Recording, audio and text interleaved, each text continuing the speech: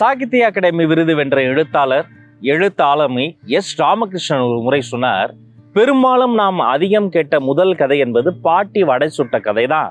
ஆனா இந்த பாட்டி வடை சுட்ட கதை முதலில் எங்கு சொல்லப்பட்டது, யாரால் சொல்லப்பட்டது, அதை அந்த மனுஷன் தேடி பார்த்திருக்கிறாரு. அப்போதுதான் அது ஈசாப் நீதி கதைகள்ல இருந்து பல்கி பெருகி பல மொழிகளில் மொழிமாற்றம் அடைந்து நம்ம தமிழ்நாட்டுக்கு தமிழிலையும் ஒரு வெர்ஷனா நம்ம எல்லோரும் பெரும்பான்மையாக கடந்த ஒரு நூற்றாண்டுக்குள் அதிகம் சொல்லப்பட்ட கதைனா அது பாட்டி வடை சுட்ட கதை தான் என்பதை மேற்கோளா காட்டி அற்புதமா அவர் பேசியிருப்பார். உண்மையில் இந்த பாட்டி வடை சுட்ட கதையில பல வெர்ஷன்ஸ் இருக்குங்க. நம்ம ஊர்ல என்ன சொல்லுவோம், பாட்டி வடை சுட்டாங்க, காக்கா ஒண்ணு அந்த வடையை திருடிட்டு போச்சு, மரத்து மேல உட்காந்து வடையை சாப்பிடலாம்னு நினைச்சது. அப்ப அங்க ஒரு குள்ள நரி ஒரு தந்திரம் போட்டுச்சு, காக்கா இவ்வளவு அழகா இருக்கியே, நீ ஒரு பாட்டு பாட அப்படின்னு கேட்டுச்சு. அது புகழுரையில் மயங்கிய காகம் வாயை திறந்த காக்கான் பாட, வாயில் கவ்வி வைத்திருந்த வடை கீழே விழ குள்ள நரி அந்த வடையை எடுத்துட்டு போச்சு, காகம் ஏமாந்து போச்சு. இதோட கதை முடிஞ்சு போச்சு. ஆனா இதே கதைய சைனால வேற ஒரு வெர்ஷன்ல சொல்லுவாங்க.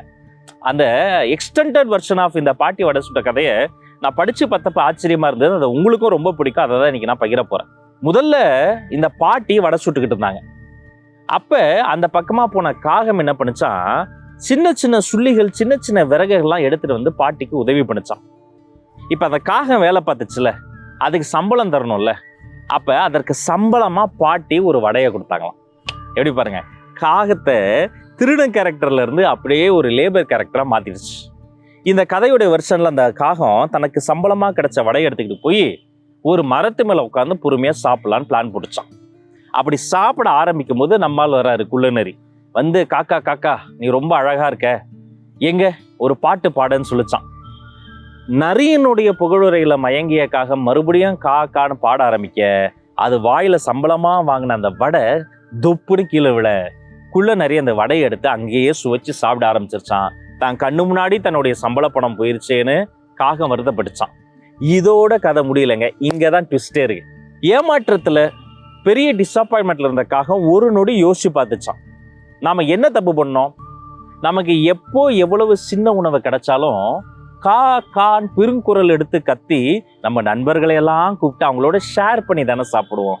ஷேரிங் தானே நம்மளுடைய பெரிய கான்செப்ட். ஆனா இன்னைக்கு அவசரப்பட்டு தனியா சாப்பிட இப்படி மாட்டிக்கிட்டோமே, இந்த சோகம் தாங்காம இப்ப பெரும் குரல் எடுத்து கா கான்னு கரைஞ்சி கத்துச்சான். ஆஹா, நம்ம நண்பனுக்கு ஏதோ பிரச்சனைன்னு உடனே 2 காக்கா பறந்து வந்துச்சான். 2 4 ஆச்சு, 4 8 ஆச்சு, 8 16 32 ஆகி அந்த மரம் முழுக்க காகங்களா சூழ்ந்துருச்சு. ஒரு ஸ்டேஜ்ல அந்த மரத்தினுடைய உச்சியில் இருக்கக்கூடிய பச்சை இலைகளே வெளியில தெரியாம வெறும் கருப்பு மட்டுமே படர்ந்து வெளியில் தெரிவதை போல ஆயிரக்கணக்கான காகங்கள் அந்த மரம் முழுக்க வந்துருச்சான். சோகத்துல கண்ணீர் விட்ட காகத்தை ஒரு காகம் போய் அப்படி உரைசி அதை டிசப்பாயின்மெண்ட்ல இருந்து வெளில கொண்டு வந்துச்சான். இன்னொரு காகம் சோகத்துல இருந்த காக்காவோட போய் ஆடிச்சான். ஒரு ஃப்ரெண்டு காக்கா கூட சேர்ந்து பாடிச்சான். எல்லாரும் சேர்ந்து அவரை உற்சாகப்படுத்தினாங்களாம். இப்ப கதை முடிகிற இடம் வருதுங்க, அடேங்கப்பா அசந்துட்டேன். மேலும் அன்று காலை காகங்களுக்கு வடை அல்ல, அதற்கு பதிலாக ஒரு மோசமான ஏமாற்றக்கூடிய குள்ள நரியே காலை உணவாக மாறியது அப்படின்னு அந்த கதை முடியுதுங்க. ஏன்னா உழைத்து சம்பாதித்த அந்த காசை யாரோ ஒருத்தன் தந்திரமா ஏமாத்தி வாங்கிக்கிட்டானா அவனை சும்மா விடக்கூடாதுன்ற ஒரு பொது உடைமை தத்துவத்தை இந்த வெர்ஷன் ஆஃப் ஸ்டோரிஸ்ல கீழே தேய நாடுகள்ல சொன்னாங்க. அன்னைக்கு அந்த காகம் ஒற்றுமையினுடைய பலத்தை புரிந்து கொண்டது, எப்படி நண்பர்களோட ஒன்னா இருக்கணும்னு கத்துக்கிச்சு, ஷேரிங் கேரிங் ரெண்டோடைய மகிமையை தெரிஞ்சுக்கிச்சு. அந்த காகத்தினுடைய கதையை வாசித்தது மூலமாக நானும் அறிந்து கொண்டேன். இதை உங்களோடு சொல்வதன் மூலமாக உங்களுக்கும் அது பிடிக்கும் என்பதை புரிந்து கொண்டேன். எப்போதும் ஒத்துமையா இருங்க. சின்ன விஷயமா இருந்தாலும் சரி, பெரிய விஷயமா இருந்தாலும் சரி, நல்லவர்களோடு பகிர்ந்து கொள்ளுங்க.